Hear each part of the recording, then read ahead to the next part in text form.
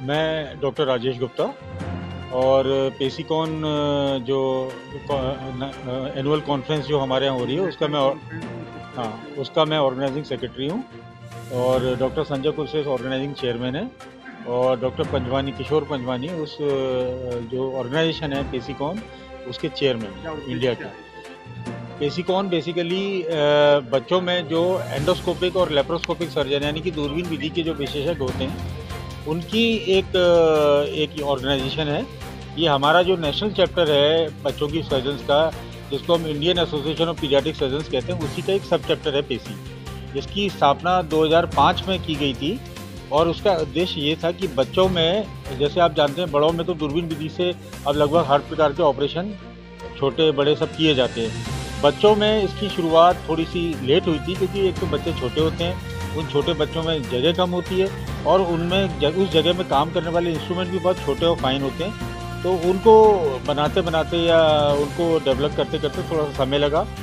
तो इसलिए जो इंडिया में जो लेप्रोस्कोपिक सर्जरी की शुरुआत 1990 के दशक में जो शुरू हुई, वो पीडियाट्रिक सर्जरी में वो लगभग 1998 के आसपास की शुरुआत हुई। और 2005 में जब पेसी का एक अलग से सब चैप्टर बना, उसके बाद से इसमें काफ़ी रैपिड स्ट्राइड्स किए गए और आज की तारीख में लगभग 90-95% ऑपरेशन बच्चों के दूरबीन विधि से सक्सेसफुली करे जा सकते हैं। और ये एक दिन के बच्चे से लेकर 18 साल तक के जो बच्चे होते हैं उनमें हम करते हैं। मैं डॉक्टर A.N. गंगोपाध्याय BHU में पीडियाट्रिक सर्जरी प्रोफेसर हेड रहे।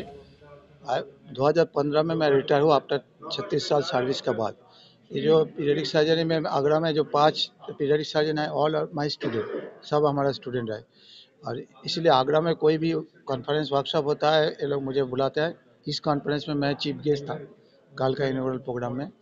और दूसरा चीज़ है जो हमारा जो सीखा हुआ स्टूडेंट्स, आई ऑलवेज एनकरेज, सबको एनकरेज करते हैं जो आगे के लिए तुम लोग और एडवांस ट्रेनिंग के लिए वर्कशॉप और कॉन्फ्रेंस ऑर्गेनाइज करो।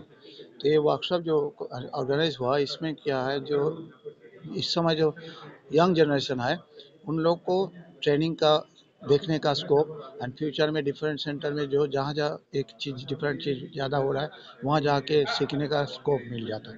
तो यही कॉन्फ्रेंस का मेन उद्देश्य है वर्कशॉप। और वर्कशॉप का थ्रू ये ट्रांसमिट होता है जो क्या क्या बीमारी जो लेप्रोस्कोप एंडोस्कोप द्वारा कर सकता है। जैसे ये लोग और एक चीज़ बताए नहीं, ब्रोंकोस्कोप, जहाँ पे बच्चों में ज़्यादा कम होना है, जिसमें फॉरेन बॉडी घुस जाता है लंग एयर पैसेज में, उसके बिना ऑपरेशन करके दूरबीन द्वारा निकाल सकते हैं। तो ये भी यहाँ पे डेमोन्स्ट्रेशन हुआ। तो ऑल दिस, इस सब कारण से इस वर्कशॉप का इम्पोर्टेंस ज़्यादा है, क्योंकि फ्यूचर जनरेशन में विदाउट ये सब procedure you cannot survive in paediatric surgery, particularly newborn surgery जो बाकी लोग हाथ नहीं लगाते। मैं डॉक्टर संजय कुलश्रेष्ठ हूँ, पीडियाट्रिक सर्जन।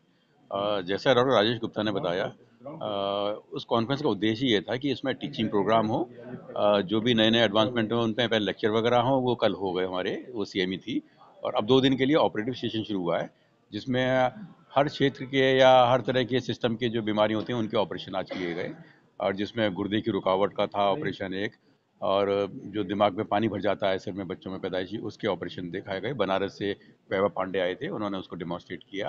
और बच्चों में जो हर्निया होते हैं या टेस्टिस की समस्या होते हैं उसके लिए ऑपरेशन किए गए। प्रकाश अग्रवाल वहाँ से आए थे चेन्नई से, उन्होंने उसको डेमोन्स्ट्रेट किया।